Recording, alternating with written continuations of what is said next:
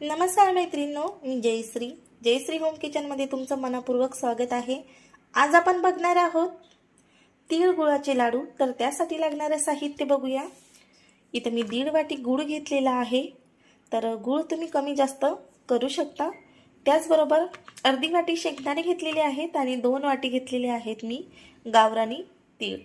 तर हे खरपूस असे छान भाजून घ्यायचे आहेत। तर भाजून घेऊया।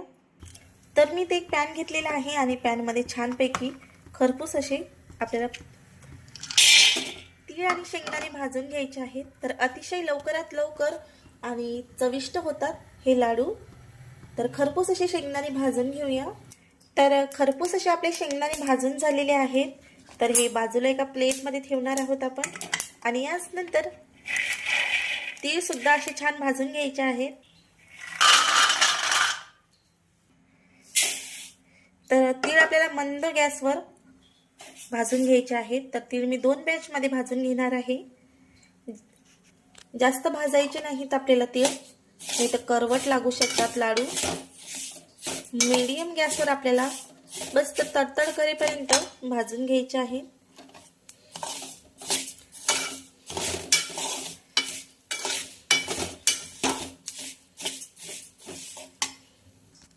तर इथं बघू शकता तीळ सुद्धा आपले छान भाजलेले आहेत आणि याच्या आवाजावरून तुम्हाला कळत असेल की हे तडतड करत आहे। तर अशा स्टेजवर लगेच आपल्याला तीळ काढून घ्यायचे आहेत। तर तीळ आपले छानपैकी असे भाजून झालेले आहेत आणि इथे मी शेंगदाण्याची साल सुद्धा काढून घेतलेली आहे। तर आता हे मिक्सरला आपल्याला दळून घ्यायचं आहे। तर मी थोडंच थंड करून घेतलेलं आहे आणि ते थोडेसे कोमट आहेत। तर या स्टेजवर आपल्याला हे मिक्सरला दळून घ्यायचं आहे। हवं तर तुम्ही सालीसह काढू शकता मिक्सरला, हवं तर तुम्ही सालीसह सुद्धा दळू शकता। तर आता हे सर्व मिक्सरला दळून घ्यायचं आहे।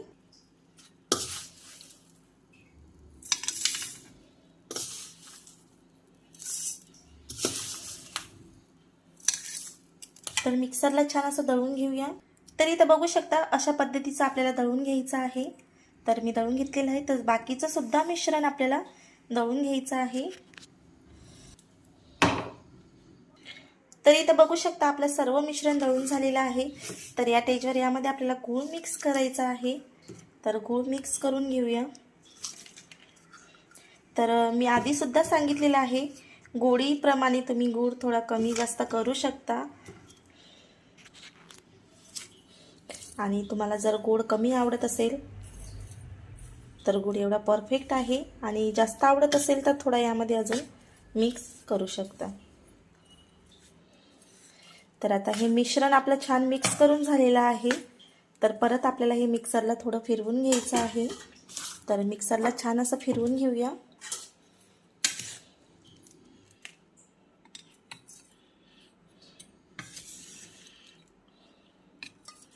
तर अशाच पद्धतीचं सर्व मिक्सरला आपण मिश्रण फिरून घेणार आहोत, म्हणजेच दळून घ्यायचं आहे। तर दळून घेऊया। तर इथं बघू शकता तुम्ही छानपैकी आपलं मिश्रण दळून झालेलं आहे। तर याचे छान असे आपले लाडू सुद्धा बनले जातात। तर इथं बघू शकता तुम्ही। पण काय होतं ना, हे लाडू तर वळले जातात पण लगेच थोड्या वेळानं म्हणा किंवा उद्यापर्यंत हे लाडू असेच बांधल्या म्हणजे असे अख्खे राहत नाहीत। तर त्यासाठी काय करायचं, यामध्ये आपल्याला घालायचं आहे 2 ते 3 चमचे तूप।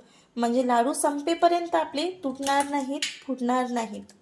आणि ज्यांना कोणाला जर तूप आवडत नसेल तर त्यांनी गुळाचं प्रमाण थोडं जास्त घ्यावं। जिथं 1.5 वाटी गूळ घेतलेला आहे तिथं 2 वाटी गूळ घ्यावं, ज्यांना तुपाचं मिश्रण आवडत नाही त्यांनी।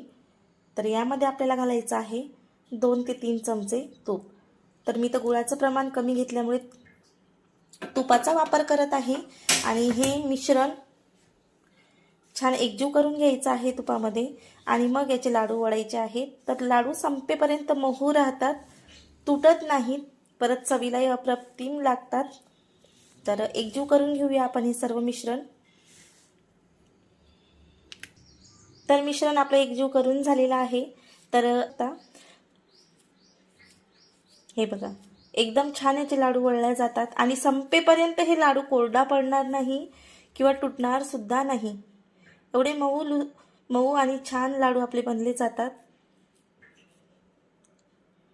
आणि ज्यांना कोणाला जर गोड जास्त आवडत असल्यास तर तुम्ही गोडी जास्त वाढवू शकता आणि तूप नाही वापरलं तरी सुद्धा चालेल, कारण की गोड जास्त असल्यास तर लाडू छान वळल्या जातात. पण जास्त गोड शक्यतोवर कोणी खात नाही. तर इथं बघू शकता आपले छान असे लाडू झालेले आहेत. तर अशाच पद्धतीने आपण सर्व लाडू वळून घेऊया. तर रेडी झालेली आहेत आपली तिळगुळाचे लाडू आणि लवकरात लवकर होणारी रेसिपी आहे, अगदी कमी वेळात. तर संपेपर्यंत हे लाडू असेच राहतात, अजिबात कोरडे होत नाहीत किंवा तुटत सुद्धा नाहीत. तर कशी वाटली तुम्हाला रेसिपी? तर संक्रांती स्पेशल तिळगुळाची लाडूची रेसिपी तुम्हाला कशी वाटली तर नक्की कमेंट करून सांगा. आणि संक्रांतीच्या तुम्हाला खूप खूप शुभेच्छा. असेच माझे छान छान व्हिडिओ बघत राहा, कमेंट करा, सपोर्ट करा आणि चॅनलला कोणी सबस्क्राईब केलं नसेल तर सबस्क्राईब करा. धन्यवाद.